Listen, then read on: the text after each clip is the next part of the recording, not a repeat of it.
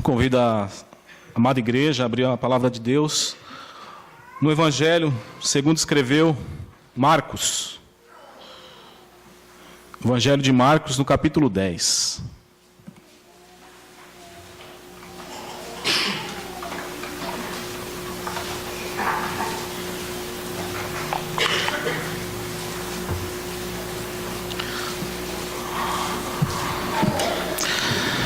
Nós vamos ler do versículo 17 até o versículo 22.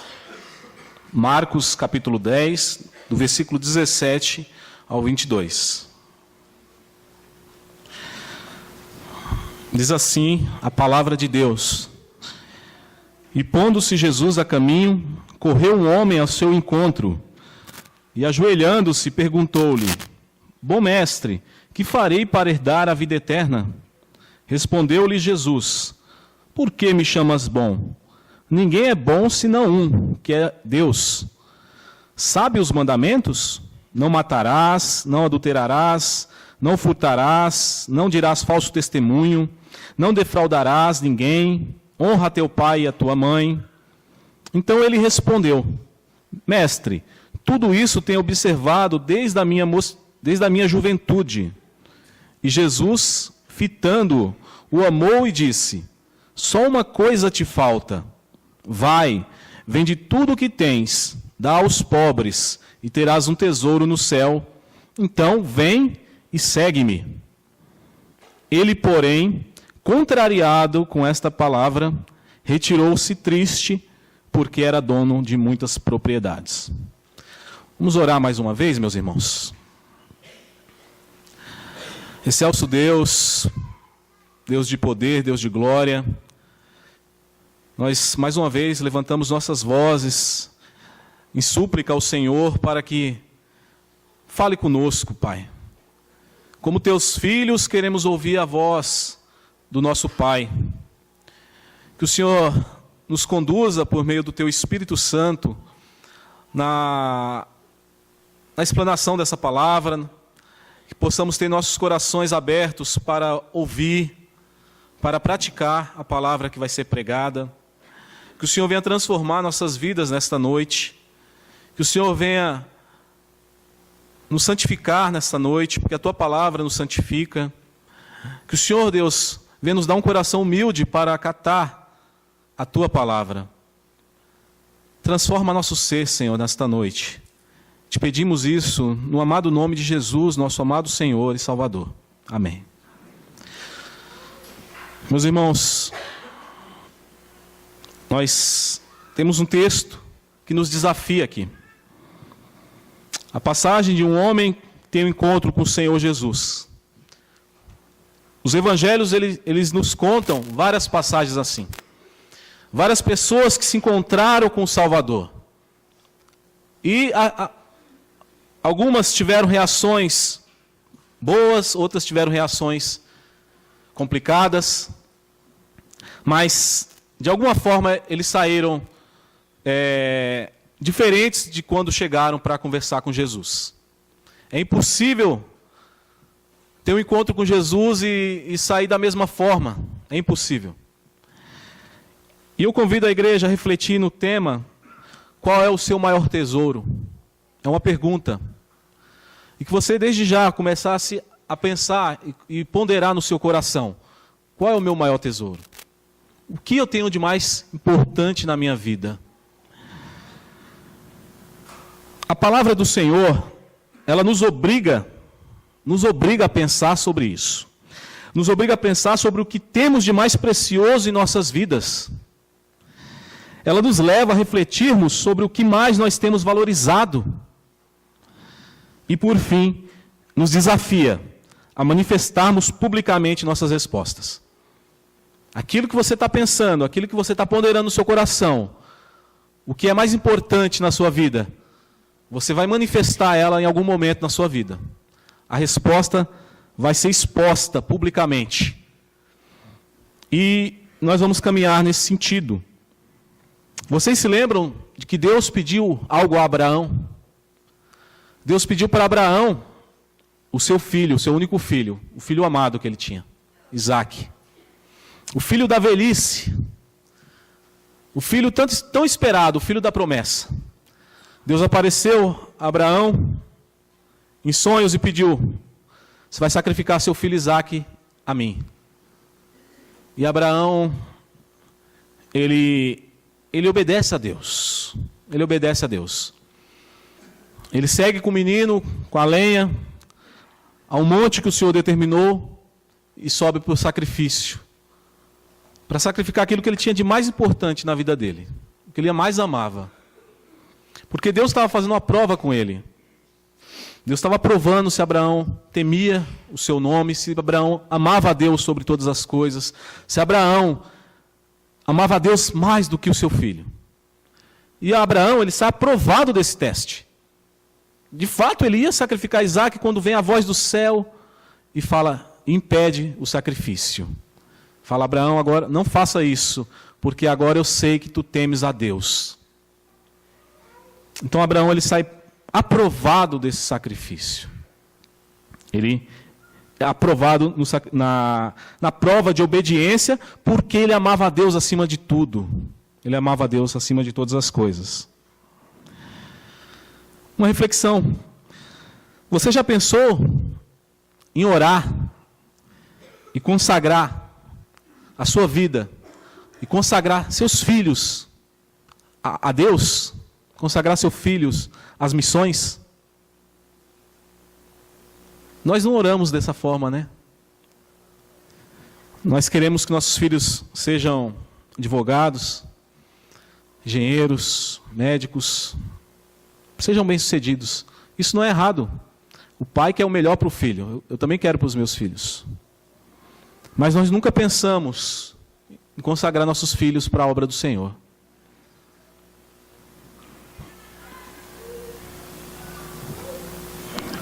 Existem várias desculpas que nós damos quando fala em missões. Missões, elas geralmente são perigosas. Você está num terreno hostil. Missões são perigosas. Missionário não tem estabilidade financeira, não tem estabilidade nenhuma. Então, isso acaba fazendo que nós nem passe na nossa cabeça de um dia pensar nessa possibilidade da nossa vida ou dos nossos filhos serem consagrados a Deus ou às missões. A verdade, irmãos, é que nós somos egoístas. A verdade é que nós somos superprotetores dos nossos filhos. A verdade é que nós somos carnais e não levamos isso a sério. Mas graças a Deus, porque a dona Martha Simonton, ela não pensou assim. Dona Martha Simonton foi a mãe do reverendo Ashbel Green Simonton, fundador da Igreja Presbiteriana do Brasil. E ela o consagrou ao santo ministério quando ele nasceu. E mesmo que ele caminhasse em outra direção, ele queria ser advogado. Mas no tempo determinado pelo Senhor, Deus o chamou. E ele foi para o seminário de Princeton, se formou e entregou a sua vida às missões e colocou como campo de preferência o Brasil. E a junta missionária da América do Norte, o enviou para cá, no finalzinho do século XIX. E graças a ele, graças a sua mãe que o consagrou ao Senhor, e graças a ele que se dispôs a esse trabalho tão árduo, nós estamos aqui, na Igreja Presbiteriana. E esse rapaz, Simonton, ele, muito jovem, gastou a sua vida para Cristo. Gastou a sua vida pregando o Evangelho no Brasil. Ele morreu com 34 anos. Eu tenho 35, fiz agora em agosto. Eu já vivi mais do que ele. Mas ele não teve pudor. Ele não teve reservas diante de Cristo. Ele se entregou. Ele gastou a sua vida na obra do Senhor. Um pregador conhecido, chamado Paul Washer, ele falando aos jovens que ficam na internet debatendo teologia, que ficam na internet com os blogs, com as discussões infinitas, ele deu uma palavra para esses jovens. Ele que foi missionário, no Peru durante quase 10 anos, ele falou para os jovens uma palavra dura. Ele disse assim: vá e pregue o evangelho nas trevas, onde só existe trevas. Vá e pregue em algum lugar e morra, se preciso. Vá, pregue e morra. E aí ele diz que apenas Deus e o inferno saiba que você existe. Deus porque te ama e o inferno porque te odeia.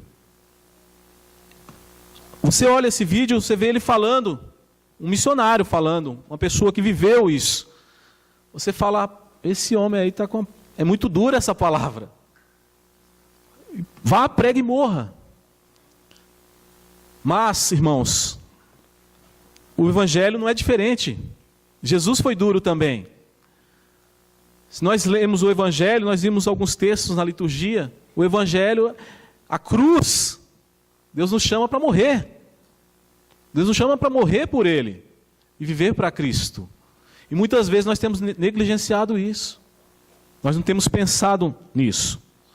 Quando eu falei de consagrar os filhos, talvez alguns irmãos que têm apenas filhas, né, possam pensar, então eu estou livre dessa, né?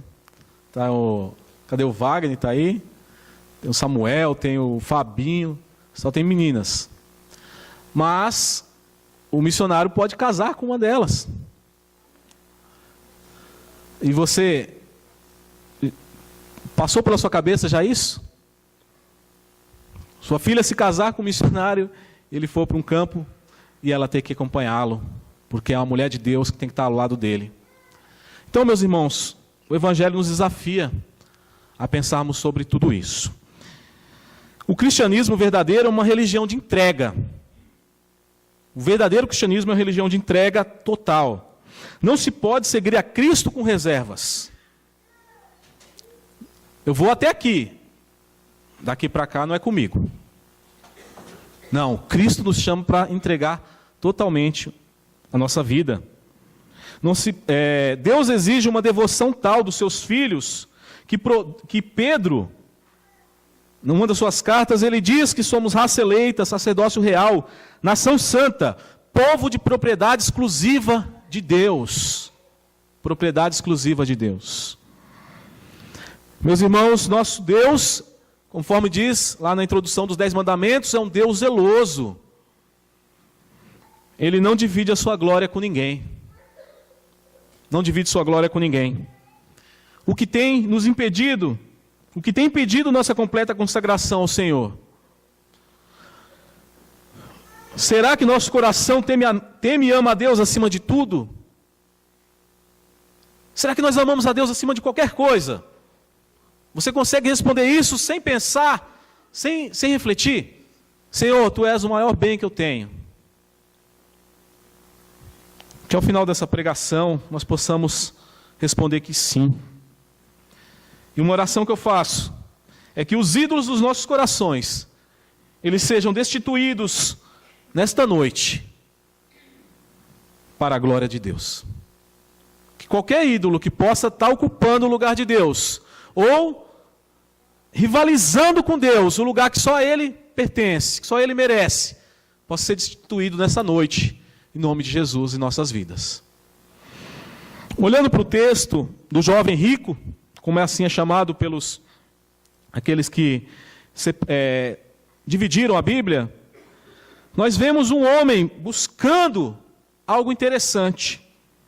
É a busca pela vida eterna. É a primeira parte do texto.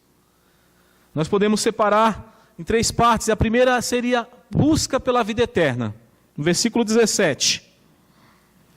No texto que lemos, temos um jovem que ele é identificado pelos os evangelistas Mateus, Marcos e Lucas como sendo rico, como sendo jovem, como sendo uma pessoa importante e dono de muitas propriedades. Ele é caracterizado dessa forma. Marcos diz que ele estava buscando fazer algo para herdar a vida eterna. Ele estava preocupado com a sua eternidade, com a vida após a morte, com o reino de Deus. E que busca maravilhosa é essa? A vida eterna, meus irmãos, é sem dúvida a mais excelente procura que um ser humano pode ter. É a coisa mais sublime que uma pessoa pode buscar, pode querer, é a vida eterna. E o texto nos diz, no versículo 17, que ele se esforçou para isso. Veja o versículo 17. Diz assim que Jesus estava se pondo no caminho, ele correu. Exigiu esforço, ele correu atrás de Jesus. O texto diz também que ele se ajoelhou, demonstrando humildade até. Ele se ajoelhou para falar com Jesus, para cumprimentar Jesus, e usou até de bajulação, quando ele disse, bom mestre. Então, esse homem ele estava buscando herdar a vida eterna, e ele toma algumas atitudes que pareciam ser sinceras. Primeiro, ele foi à fonte certa, ele foi até Jesus. A primeira coisa que nós percebemos no texto é que ele foi na fonte certa, ele foi no local certo, ele procurou a pessoa certa.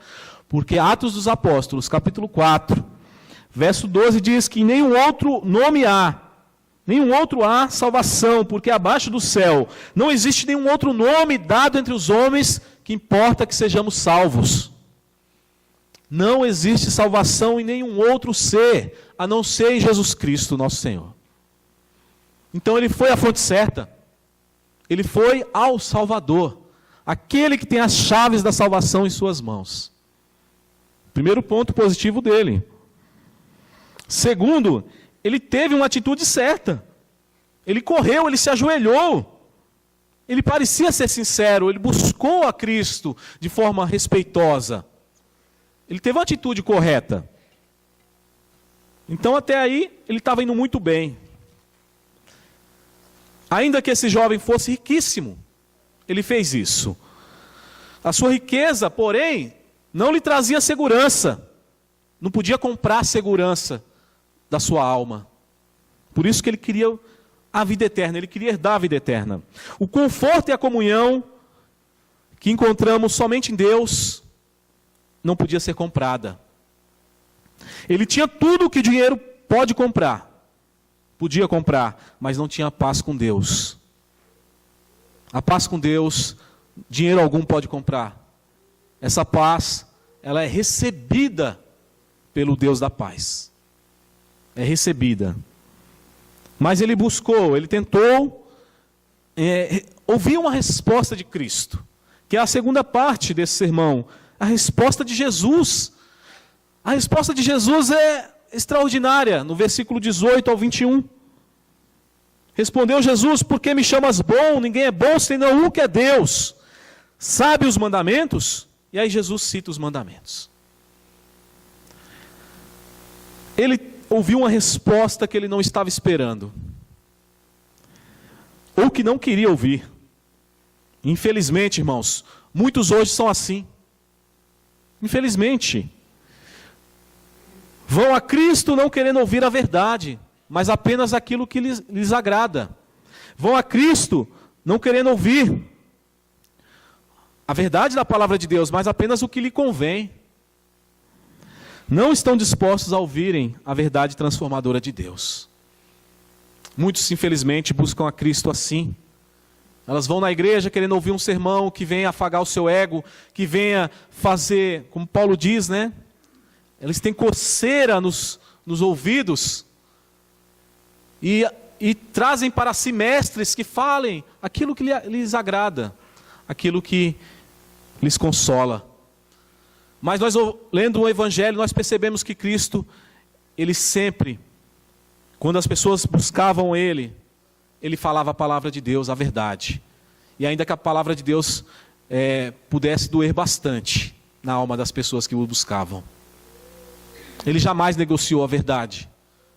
Cristo jamais negociou a verdade. Mesmo uma vez que ele, falando um discurso, e muitos se falaram, dura esse discurso, quem pode ouvir? E começaram a sair, a abandoná-lo. Começaram a ir embora, a falar, quem pode ouvir esse discurso? E aí ficou só os discípulos, os 12. E aí Jesus olhou para eles, vocês também não querem ir embora? E Pedro, responde: Senhor, para quem iremos? Só o Senhor tem as palavras de vida eterna. Só o Senhor tem as palavras de vida eterna. Sabe as palavras do apóstolo Pedro? E eles permaneceram com o Senhor. Mas muitos apostataram, muitos foram embora. Escolheram voltar para o Egito, sentiram saudades das cebolas e os melões do Egito. Deixaram o Senhor. No texto, irmãos, quando Jesus dá essa resposta para ele, o Senhor, quando diz assim: por que me chamas bom? Ninguém é bom senão um que é Deus. O Senhor, na verdade, aqui, o Senhor estava corrigindo a bajulação desse homem.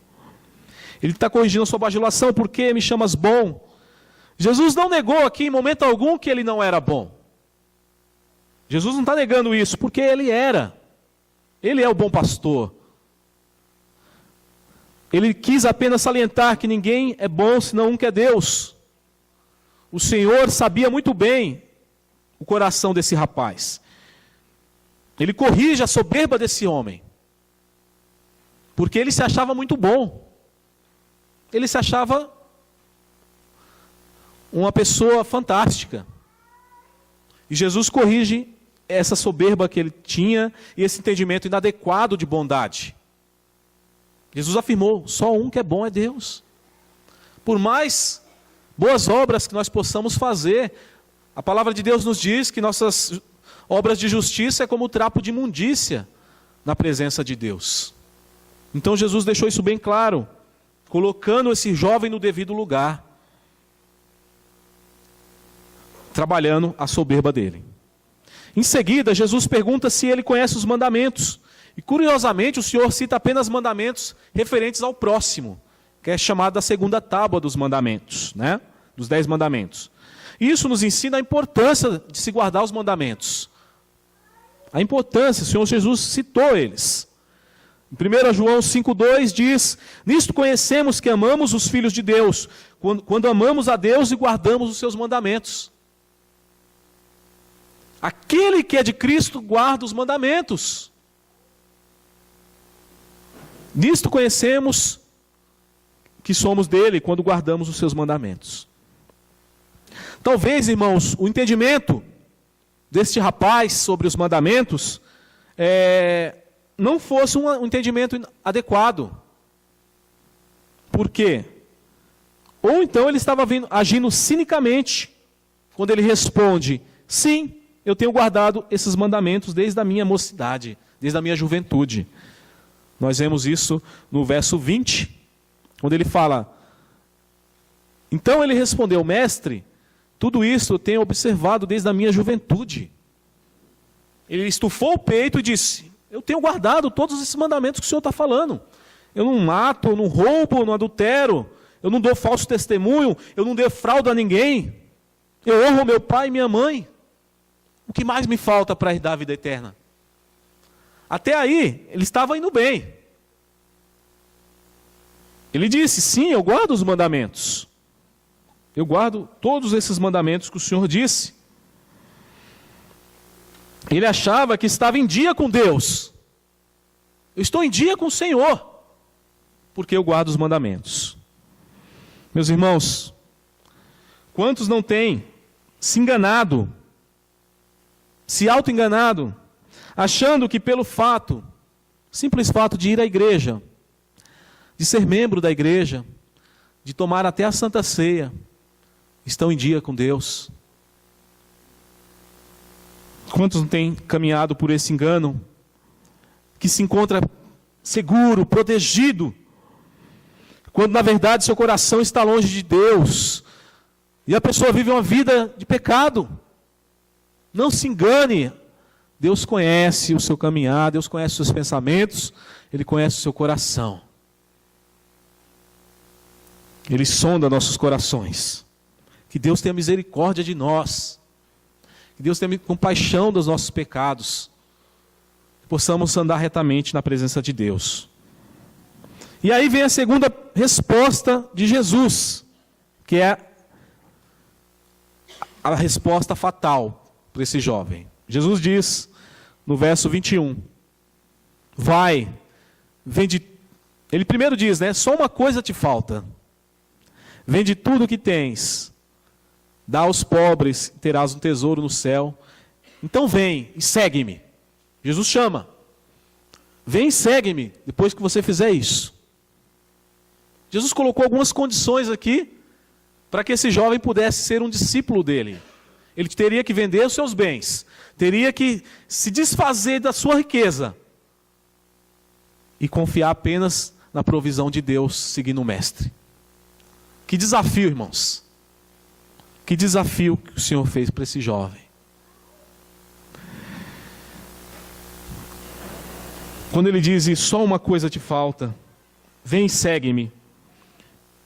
E aí nós entendemos, irmãos, que esse texto estava exigindo desse rapaz uma grande prova de fé. Assim como o Senhor já exigiu de Abraão, como o Senhor exigiu de Nicodemos, como o Senhor exigiu de Zaqueu, como exigiu dos discípulos. Estava exigindo desse jovem também uma grande prova de fé. E ele não contava com isso. Ele foi pego de surpresa. Ele não estava querendo herdar o reino dos céus? Estava. E o Senhor Jesus disse o que ele devia fazer. Mas ele não esperava uma resposta dessas. Então ele foi pego de surpresa.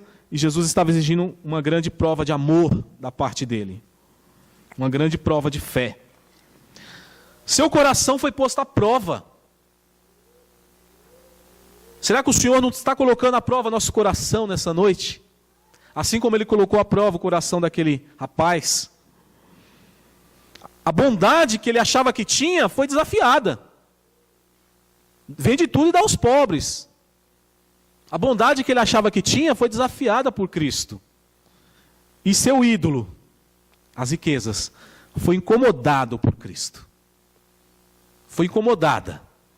O ídolo, aquilo que ele mais gostava, aquilo que ele mais amava, foi incomodado pelo Senhor. E Jesus costuma fazer isso. Ele prova a nossa fé. Ele prova a nossa devoção a Ele.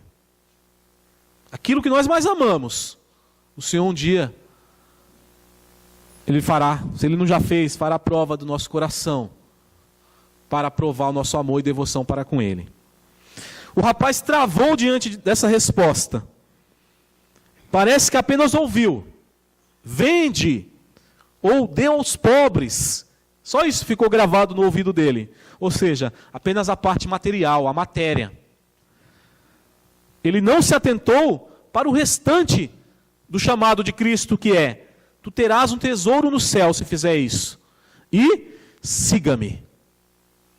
Que é a parte espiritual. Ter um tesouro no céu e seguir a Cristo. Ele não ouviu, ele não quis nem ouvir a parte espiritual, ele ficou na parte material.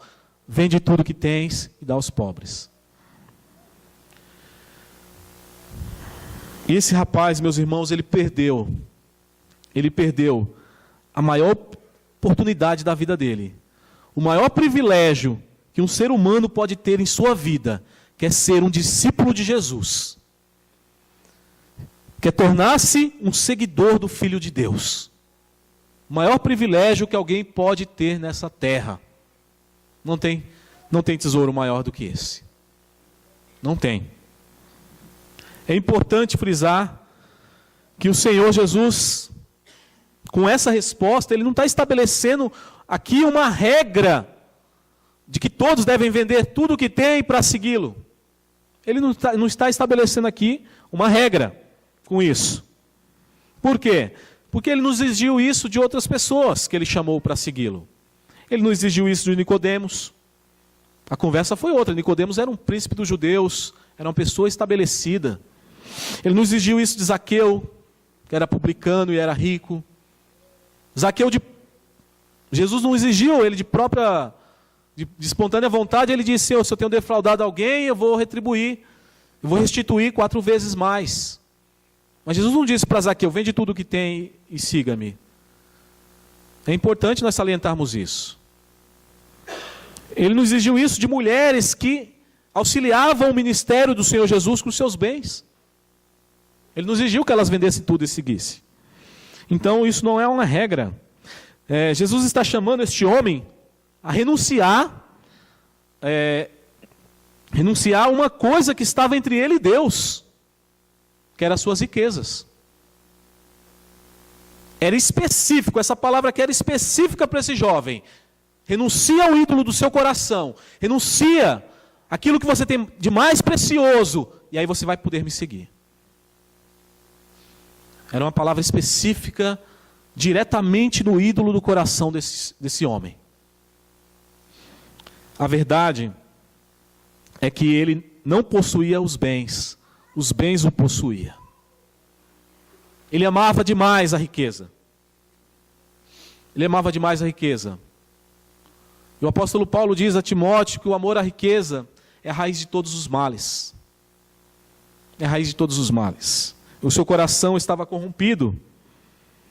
O amor que ele tinha às riquezas era maior do que qualquer outra coisa. Mas conosco, pode não ser riqueza. Talvez você esteja falando no seu coração aí: ah, graças a Deus eu sou pobre, eu não tenho esse apego. Eu não posso ter amor à riqueza porque eu não tenho. Mas, meus irmãos, pode ser o orgulho, o nosso ídolo. Pode ser a fama, pode ser o amor próprio, pode ser o conforto. Eu não abro mão do conforto para fazer algum sacrifício. Pode ser o trabalho, pessoas que são viciadas em trabalho, adoram o trabalho, preferem estar no trabalho do que qualquer outro lugar. Pode ser o lazer. O lazer, ele é bom, ele é saudável, mas ele pode corromper o seu coração. Pode corromper o seu coração. Pode amolecer o trabalho na casa do Senhor. Pode ser os filhos, pessoas que colocam os filhos acima de tudo. O seu ídolo também pode ser a sua esposa, o seu esposo. O seu ídolo pode ser um time de futebol. Pessoas que são fanáticas, doentes, e que fazem de tudo para estar com o seu time. Pode ser um animal de estimação, que é considerado como um filho. Pode ser pornografia. Pode ser o status que você quer, que você deseja, que você almeja. Pode ser muitas coisas, irmãos. Eu não sei. Deus o sabe. Deus conhece o teu coração. E Ele sabe se alguma dessas coisas tem te corrompido, tem tirado a glória de Deus. Sonde o teu coração nesta noite e livre-se daquele ídolo que você alimenta dentro de si, mesmo sabendo que desagrada a Deus, mesmo sabendo que ele está roubando o lugar de Deus. Jesus nos convida e nos desafia, como desafiou esse jovem, a nós despojarmos do nosso bem mais precioso que tem tomado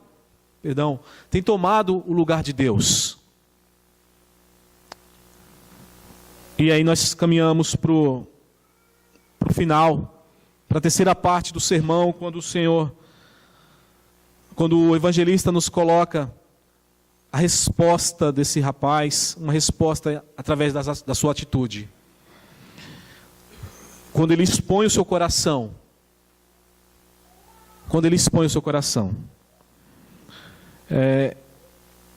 O jovem rico, ele sai contrariado e triste. Versículo 22. Ele, porém, contrariado com estas palavras, retirou-se triste. E aí ele explica porque era dono de muitas propriedades. Ele saiu contrariado e triste com a palavra de Jesus, porque era dono de muitas riquezas. Contrariado com a palavra do Senhor, pois detestou a resposta de Jesus. A verdade era essa. A verdade é que ele detestou quando Jesus disse que ele tinha que vender os seus bens. Quando ele deveria se dispor. Quando ele deveria abandonar o seu ídolo. Ele odiou a palavra de Deus. Não se engane, irmãos. A palavra de Deus diz que ele saiu contrariado com a palavra. Ele saiu contrário à palavra de Deus. Expondo o seu coração. E aí, diz que ele saiu triste também, porque o que ele mais amava era a sua riqueza e não estava disposto a abrir mão dela, a fazer uma mudança na sua vida. Ele não estava disposto a isso. Ele queria a vida eterna, mas não queria ouvir as orientações do rei. Percebemos nesse texto como o coração do homem é enganoso, conforme diz o profeta Jeremias. Enganoso é o coração do homem. Quem olhasse de longe ou de perto e visse aquele homem bem vestido, uma pessoa que procurava guardar os mandamentos, pelo menos exteriormente, uma pessoa que sabia falar bem, quem olhasse e falasse, nossa, esse cara, esse homem, ele é o discípulo perfeito. Ele é o discípulo perfeito para seguir a Jesus. Mas enganoso é o coração do homem. O agora, aborrecido, triste, chateado, contrariado, rapaz, é o mesmo que há pouco correu, bajulou e se ajoelhou diante de Jesus. É o mesmo que teve uma atitude nobre de procurar o Senhor, de se ajoelhar e de chamar de bom mestre. Mas quando ouviu a palavra de Deus, quando ouviu a verdade, ele ficou triste, ficou chateado, expondo assim o seu coração, expondo o que tinha dentro dele, o seu interior.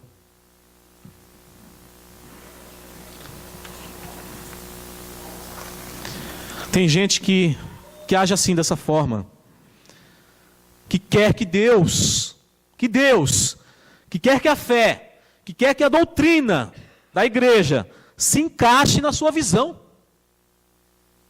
Tem que ser desse jeito que eu penso. A doutrina, a fé, Deus tem que se encaixar na minha visão. Nós temos nos tempos modernos. A palavra de Deus tem que se renovar.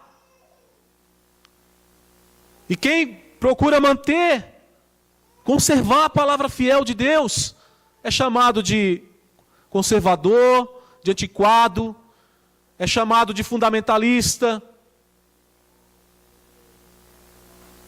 Mas muitos pastores têm procurado fazer uma nova versão do Evangelho, aceitando pecados que são condenados nas Escrituras.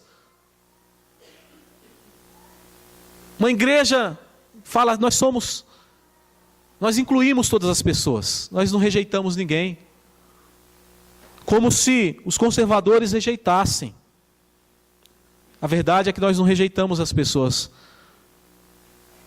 Nós não aceitamos os seus pecados. E Deus, Ele nos chama para sermos fiéis, para zelarmos pela sua palavra. Porque a igreja é o baluarte da verdade ainda. A igreja é o baluarte da verdade, conforme diz o apóstolo Paulo. Temos que ser uma reserva moral nesse mundo decaído, irmãos. Uma reserva da palavra de Deus, de santidade. Mas muitas igrejas têm se perdido no caminho da mentira, do engano, incluindo todo tipo de pessoa que não são confrontadas nos seus pecados e continua do jeito que está, vivendo uma vida em desacordo com a palavra de Deus. Então tem muitos que querem que a Bíblia, que a fé se encaixe na sua visão, no seu gosto pessoal. Isto é um absurdo. Deus é soberano, os seus caminhos são perfeitos. Quem somos nós? Quem somos nós para discutirmos com o Senhor Deus do universo? Aquele que nos deu a lei. Precisamos nos submeter às exigências do rei para entrar no seu reino. É ele que dita as regras.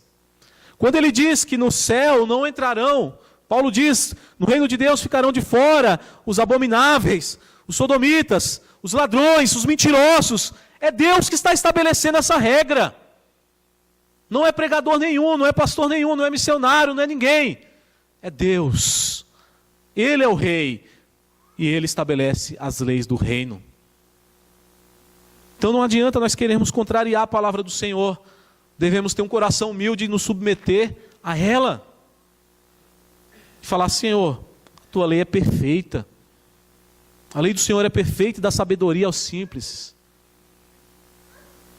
A lei do Senhor nos torna sábio. É lâmpada para os nossos pés e luz para os nossos caminhos.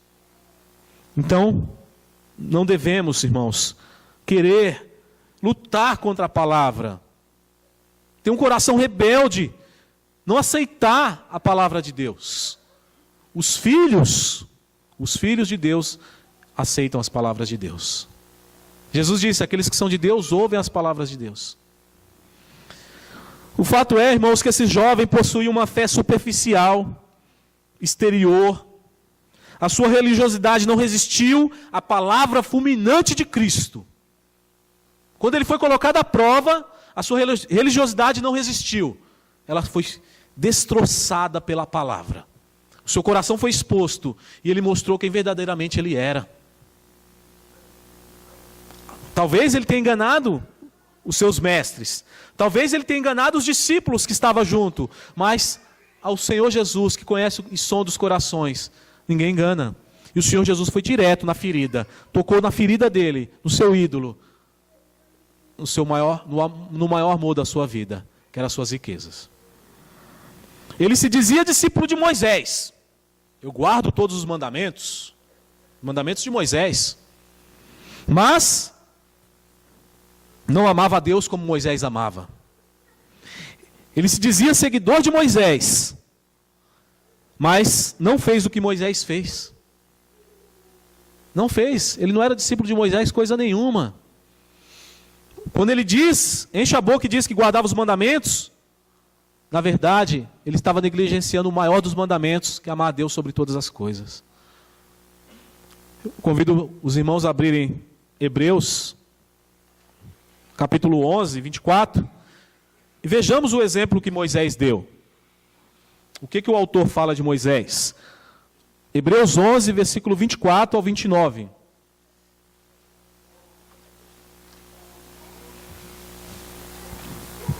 O texto diz: pela fé Moisés, quando já homem feito, recusou ser chamado filho da filha de Faraó, preferindo ser maltratado junto com o povo de Deus, a usufruir prazeres transitórios do pecado, porquanto considerou o opróbrio de Cristo por maiores riquezas do que os tesouros do Egito, porque contemplava o galardão. Pela fé, ele abandonou o Egito, não ficando amedrontado com a cólera do rei. Antes permaneceu firme como quem vê aquele que é invisível. Esse é o exemplo de Moisés. Moisés, o grande legislador, foi criado na corte egípcia, a corte mais rica do período, a corte mais gloriosa, mais majestosa. Ele era da família real. Mas o autor aos Hebreus diz que quando Moisés era homem, quando ele estava crescido, ele recusou o título de príncipe. Recusou o título de príncipe para ser chamado filho da filha de Faraó, preferindo ser maltratado com o povo de Deus. Ó despojamento de Moisés, ó entrega que ele deixou, ó o exemplo que o autor aos Hebreus diz. Moisés, o que ele tinha de mais precioso era Deus. Ele deixou tudo, toda a riqueza, toda a glória do Egito, para ser maltratado com um povo rebelde, mas era o povo de Deus, para andar no deserto, passando necessidade, mas confiando na provisão do Senhor. Moisés nos dá um exemplo. E esse jovem veio dizer que era discípulo de Moisés. Discípulo coisa nenhuma. Ele não amava a Deus como Moisés amava, e nem estava disposto a se desfazer. E Moisés tinha muito mais do que esse jovem rico. Muito mais, ele tinha as riquezas do Egito, irmãos. O Egito era o maior império desse período. Era a terra dos faraós. E Moisés, ele deixou tudo, preferindo ser maltratado junto com o povo de Deus, a usufruir dos prazeres transitórios do pecado. Pecado traz prazeres? Até traz, mas são transitórios e mortais. Transitórios, mortais, passageiros. A pessoa está tão apegada a essa terra, tão apegada às coisas materiais, que ela não se desfaz. Ela está presa, isso é uma prisão. que só Cristo pode libertar-nos. Só o grande libertador pode nos tirar dessa prisão.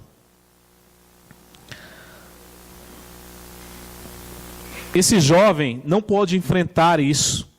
Ele não estava disposto a isso. Ele tinha o coração dividido. Seu dinheiro competia com Deus.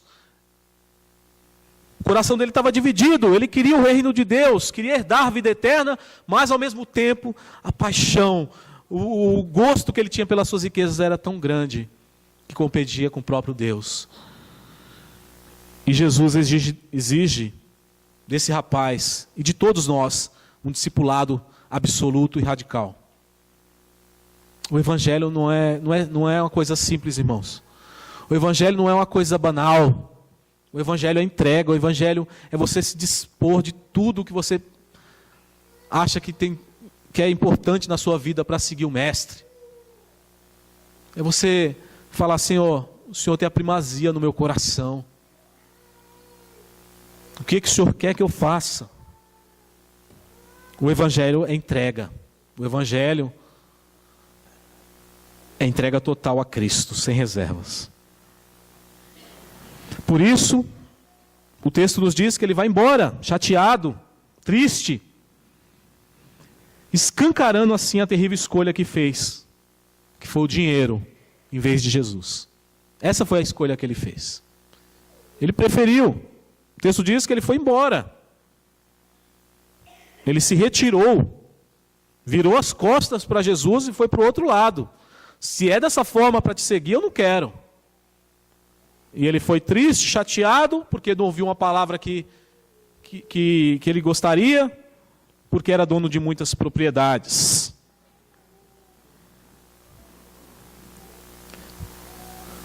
Se fosse outro, não perderia a oportunidade de ter um discípulo tão rico.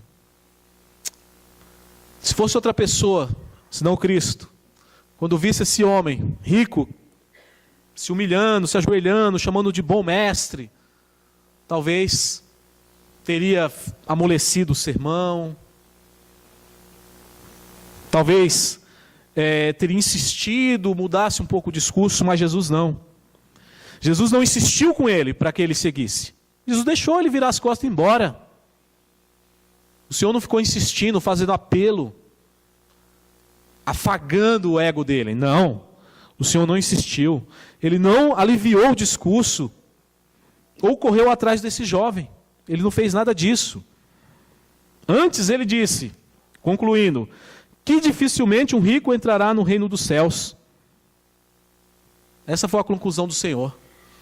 Isso não porque, ele não disse isso porque apenas os pobres entrarão no reino de Deus. Não é esse o ensinamento que Jesus está dando aqui. Mas ele está nos ensinando que quem possui riquezas tendem a amar demais essas riquezas, mais até do que a Deus. Por isso ele diz, dificilmente um rico entrará no reino de Deus. Porque a pessoa está tão apegada aos seus bens, que não quer perder de forma alguma e quer apenas juntar mais. E esse é o seu tesouro. E acaba se esquecendo de Deus. Se este jovem, meus irmãos, compreendesse duas pequenas parábolas que Jesus contou em Mateus 13. Eu gostaria de ler Mateus 13, versículo 44 ao 46. Duas pequenas parábolas, mas que contam uma verdade maravilhosa para nós. Confira comigo, Mateus 13, versículo 44 e 46. Uma das menores parábolas que existe, que é sobre o reino de Deus, mas que traz um ensinamento fantástico, maravilhoso para as nossas vidas. E se esse jovem compreendesse o significado dessas parábolas, diz assim, Jesus disse, o reino dos céus é semelhante a um tesouro oculto no campo, o qual certo homem, tendo achado, escondeu. E transbordante de alegria, vende tudo o que tem e compra aquele campo. E Jesus continua, o reino dos céus também é semelhante a um que negocia e procura boas pérolas, e tendo achado uma pérola de grande valor, vende tudo o que tem, ou tudo o que possui, e a compra.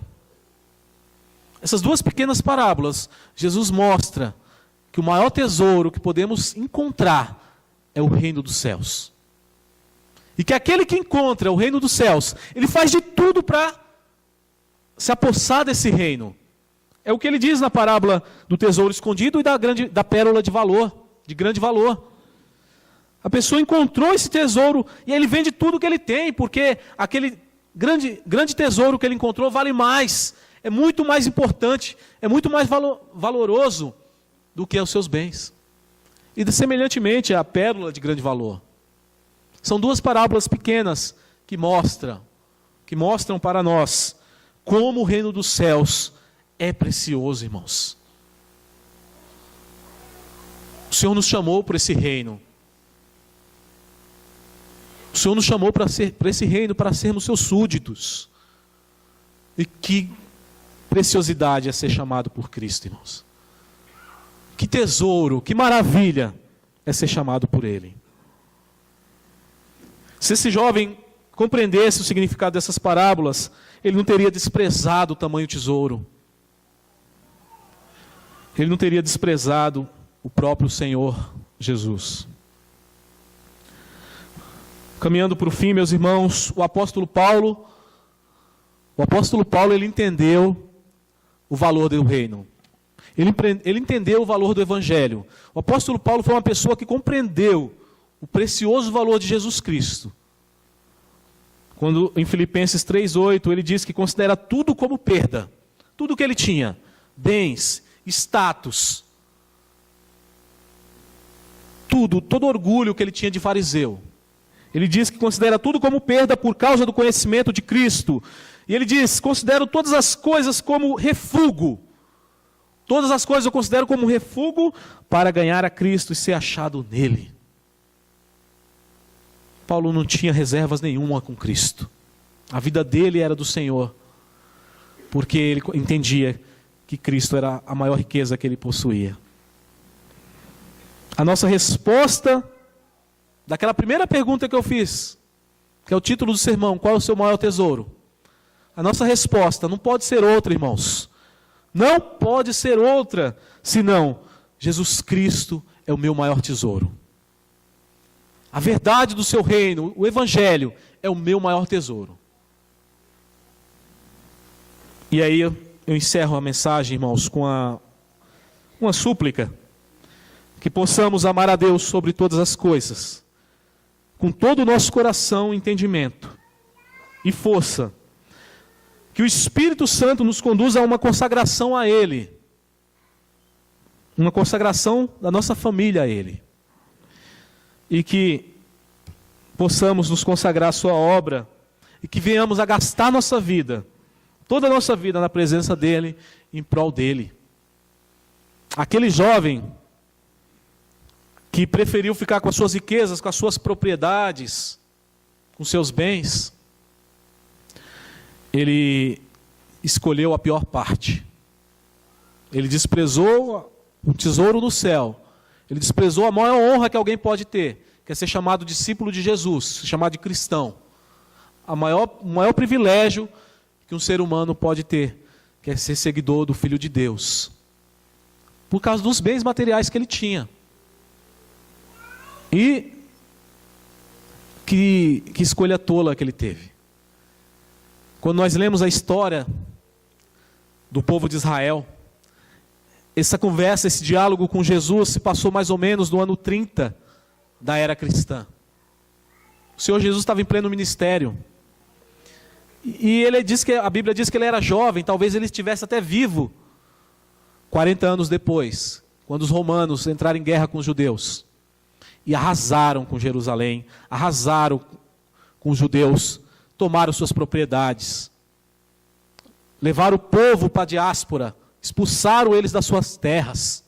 Jesus falou sobre essa destruição em Mateus 24, quando ele disse que seria um momento de grande tribulação, de desolação para o povo de Israel. Possivelmente esse jovem perdeu todos os seus bens nessa guerra dos romanos contra os judeus, no ano 70. Possivelmente ele perdeu tudo aquilo que ele tinha de mais precioso. E perdeu, acima de tudo, o maior tesouro que alguém pode ter, que é ser seguidor de Jesus Cristo. Que Deus nos abençoe. Vamos orar, meus irmãos, mais uma vez?